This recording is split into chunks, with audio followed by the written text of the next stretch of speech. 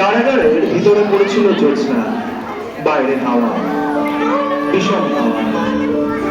সে হাওয়ার নশ্বরতার গন্ধ।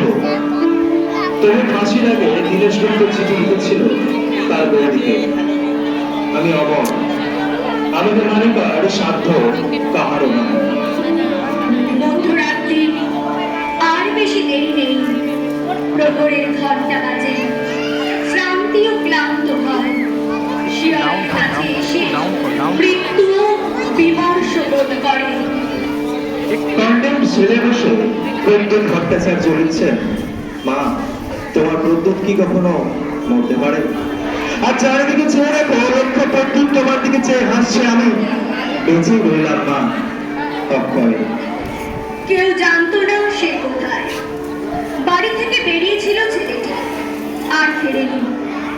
জানা গেল দেশকে ভালোবাসার জন্য সে পেয়েছে মৃত্যুদণ্ড। শেষ মুহূর্তের আগে ভবানী ভট্টাচার্য পোস্ট কার্ডে অতি দ্রুত লিখেছিল তার ছোট ভাইকে, অমাবস্যার শ্মশানে ভীরু কয়বার, সাধক সেখানে সিদ্ধি লাভ করে। আজ আমি বেশি কথা লিখব না, শুধু ভাববো মৃত্যু কত সুন্দর। লোহার শিকের উপর হাত, তিনি তাকিয়ে আছেন অন্ধকারের দিকে। দৃষ্টি ভেদ পড়ে যায় দেওয়াল, অন্ধকারও বাংময় হয়।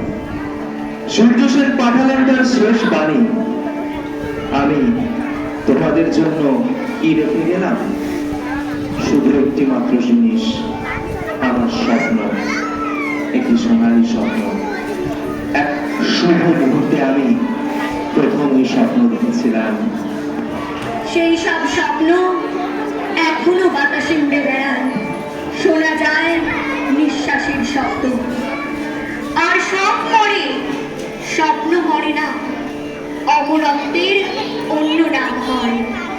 তানু, সন্তোষ, অসীমরা জেলখানার নির্মম অন্ধকারে বসে এখনো সেরকম স্বপ্ন দেখছে।